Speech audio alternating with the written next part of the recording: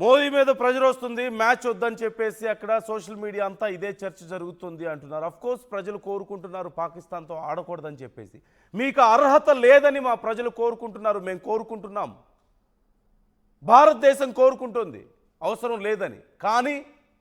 కానీ ఖచ్చితంగా sportsmen spirit అనేది కూడా మాకుంది కాబట్టి సహించుతున్నాం.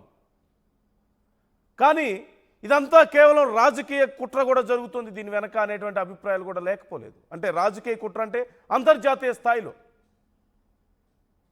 సో ఓవరాల్గా జరుగుతున్నటువంటి పరిణామాలు మనం చూస్తున్నాం. సింపుల్గా ఇప్పుడున్నటువంటి పరిస్థితుల్లో పాకిస్తాన్ ఈ మ్యాచ్ ఆడుతుందా లేదా, ప్రెస్ కాన్ఫరెన్స్ కూడా నేను రామని చెప్పేశారట. Very good. ఇప్పుడు నిజంగా మ్యాచ్ ఆడకపోతే 140 కోట్లు పోతాయి. ఒప్పుకోగలుగుతారా దానికి? 140 కోట్లను నిజంగా వాళ్ళు వదులుకునే పరిస్థితి ఉందా? సరే, భారతదేశం ఏమైనా అన్యాయం చేసిందా, ఇక్కడ ఏదైనా దౌర్జన్యం చేసిందా? లేదు. మన ప్రజల కోసం మన టీం నిలబడింది. మీ ఉగ్రవాదుల మీద మీరు మాట్లాడండి. మా దేశం నుంచి వచ్చి ఉగ్రవాదులు చేసిన తప్పు, మా దేశంలో మా పాకిస్తాన్ దేశం ఇలా చేయడం తప్పు అని మీరు మాట్లాడండి అంతర్జాతీయ స్థాయిలో. మరి అప్పుడు వచ్చి షేక్ హ్యాండ్ ఇస్తారు. అది చేత కాదు.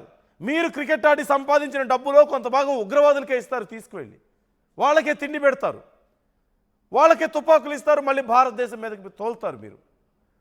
అలాంటప్పుడు ఎందుకు మేము మీకు ఆ రెస్పెక్ట్ ఇవ్వాలి? ఆ విధంగా మిమ్మల్ని తెచ్చి నెత్తిని కూర్చోబెట్టుకోవాలా? మమ్మల్ని చంపుతున్నందుకు మిమ్మల్ని తెచ్చి మా నెత్తిని కూర్చోబెట్టుకోవాలా? మా పౌరుల ప్రాణాలు తీస్తున్నందుకు? నిజంగా సెల్ఫ్ రెస్పెక్ట్ ఉందని మీరు భావిస్తే పాకిస్తాన్ చేసింది తప్పే, మా ప్రభుత్వాలు చేస్తుంది తప్పే, లేదంటే మా ఉగ్రవాదులు చేస్తుంది తప్పే అని చెప్పండి. అప్పుడు ఇస్తాం షేక్ హ్యాండ్. స్పోర్ట్స్మెన్ స్పిరిట్ అంటే అదే కదా. మరి భారతదేశంతో మ్యాచ్ ఆడాలి, భారతదేశంతో మ్యాచ్ ఆడినప్పుడు వచ్చిన డబ్బులు తీసుకోవాలి, పాపులారిటీ కావాలి.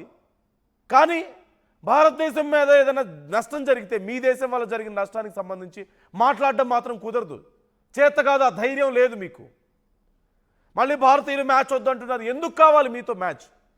ఎందుకు ఆడాలి? మా మహిళలు కుంకుమలు చెడిపేస్తున్నందుక? మా భారతీయుల ప్రాణాలు తీస్తున్నందుక? మా ఆటగాళ్ళని పందులంటూ మాట్లాడుతున్నందుక? ఎందుకు? మా ప్రధాని గురించి జోకులేస్తున్నందుక? మా భరతమాత గురించి సోషల్ మీడియాలో మీకు ఇష్టం వచ్చినట్లుగా మార్ఫింగ్ చేసి దారుణంగా ట్రోలింగ్స్ చేస్తున్నందుక? దేనికోసం ఆడాలి మ్యాచ్? ఎందుకు కోరుకోకూడదు మేము మ్యాచ్ అవసరం లేదని? మీతో మ్యాచ్ ఆడడం వల్ల మాకు వచ్చే లాభం ఏంటి? కొత్తగా మాకు డబ్బులు వస్తాయా మా టీంకి? మా team, we're the richest team in the whole world.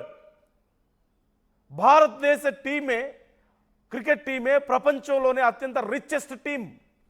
కొత్తగా పాకిస్తాన్తో ఇప్పుడు ఆడి డబ్బులు సంపాదించుకోవాల్సిన అవసరం లేదు, మాకు అవసరం లేదు. కానీ మీకు అవసరం. భారతదేశంతో మ్యాచ్ ఆడితేనే మీరు అక్కడికి వెళ్ళి రోటీ తినగలుగుతారు. భారతదేశంతో మ్యాచ్ ఆడితేనే మీరు అక్కడికి వెళ్ళి ఏదైనా అవసరమైన కొనుక్కోగలుగుతారు మీ కుటుంబాలకి.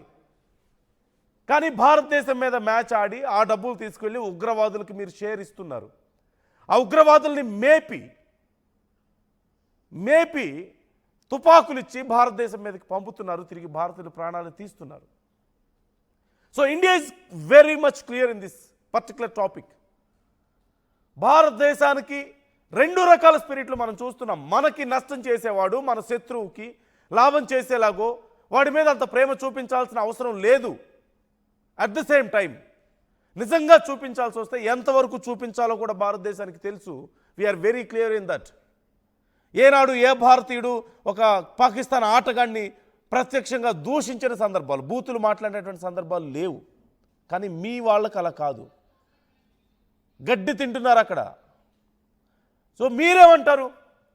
Pakistan, do you really think Pakistan ఈ మ్యాచ్ ఆడదని మీరు అనుకుంటున్నారా?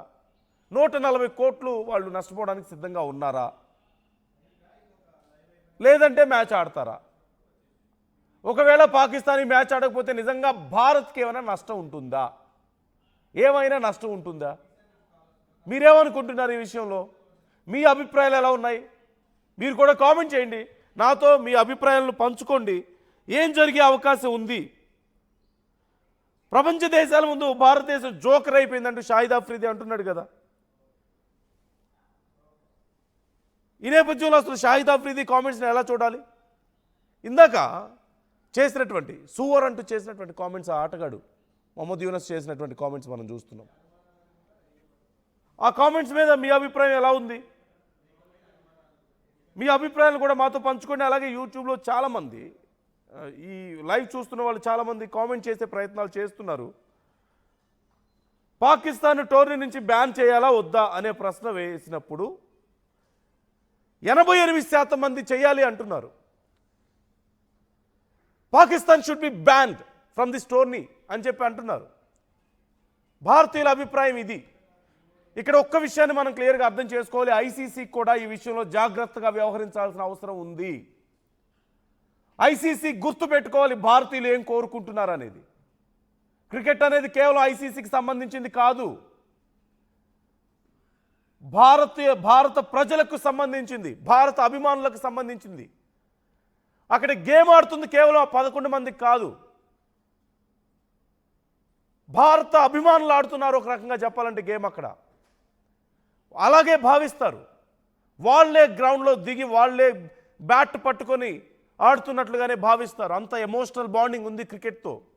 It's not just a game, it's an emotion to the Indian people. ICC జాగ్రత్తగా ఉండాలి. రేపు ఏదైనా తేడా వస్తే భారతీయుల యొక్క సెల్ఫ్ రెస్పెక్ట్ కంటే, లేదంటే భారతీయుల ఎమోషన్స్ కంటే కూడా బిజినెస్ ఇంపార్టెంట్ అని కనుక ఐసీసీ భావిస్తే, ఇప్పటికే కొన్ని విమర్శలు వస్తున్నాయి ఐసీసీ వైఖరి మీద. ఒకవేళ కనుక అలాంటి ఒక నిర్ణయాలు ఏదైనా తీసుకున్నా, అలాంటి వైఖరి ఏదైనా కనిపించినా, అది ఖచ్చితంగా చాలా నష్టానికి దారితీసే అవకాశం ఉంటుంది. కాబట్టి ఐసీసీ జాగ్రత్తగా ఉండాలి. భారత ఆటగాళ్ళు ఖచ్చితంగా బాధ్యతగా ఉన్నారు.